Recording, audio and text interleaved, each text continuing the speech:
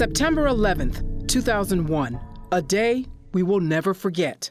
You know, a broke college kid with no money, and I couldn't help but think, all right, the country's been attacked. A game changer for Brett James Bailey. At the time, I didn't think it was right that I was, just hanging out in college, getting drunk and going to parties and missing class when there's guys my age out trying to defend the country. After 9/11, the 21-year-old joined the United States Army as an infantryman and served 2 tours of duty in both Afghanistan and Iraq. For 13 years, he said he wore these combat arms earplugs required by the military. I just thought they were regular earplugs, Bailey says he encountered a problem during his first deployment in Afghanistan. I can remember ears ringing a lot and hurting at the time. The ringing in my ears was so loud that, kind of drowned out everything else. Bailey brushed it off, thinking the ringing would go away. He said his audiologist insisted he get tested for tinnitus. Eventually, he did.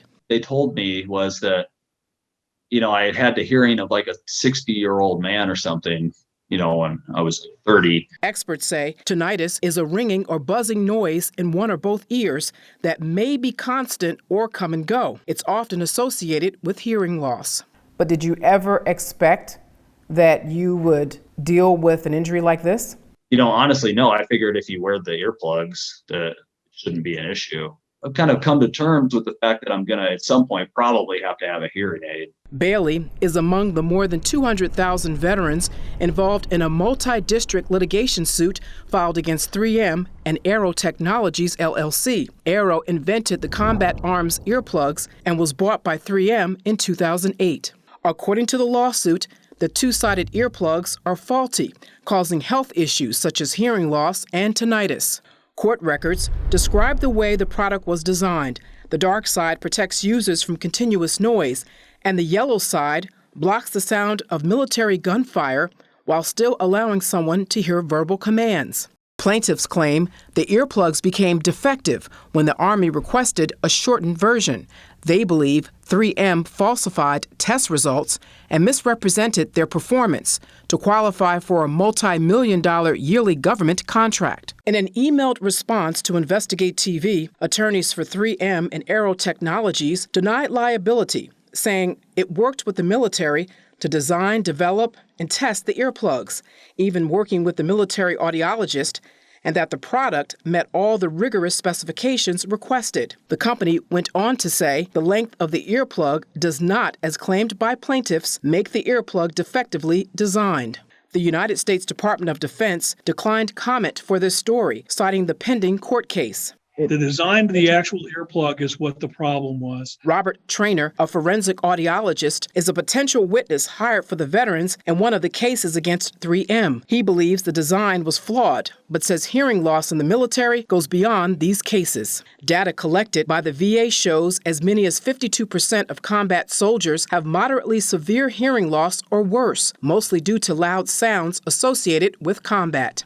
Close to 2 million vets received compensation for tinnitus, says Trainer. So it's a huge problem, and this particular issue exacerbated that problem to a significant degree. The thing about the 3M plugs was that when the plugs were in position, they worked their way out.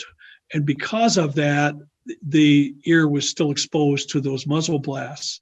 The Department of Defense spent millions of dollars a year on these combat arms earplugs. As just one example, court documents reveal an invoice for roughly 3,400 earplugs costing $323 apiece in 2006. The total amount added up to $1.1 million just for one order. In your estimation, do you think the military put these veterans at risk? Well, I don't think the military did that on purpose. They were looking at the data created by the Aero Technologies people, and then their data was erroneous. In its statement, attorneys for 3M and Aero Technologies told us testing by the companies, the military, and independent labs confirmed the earplugs met specifications.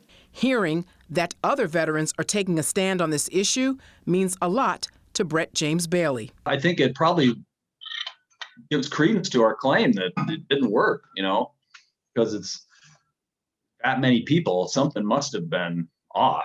If all your soldiers can't hear, what good are we?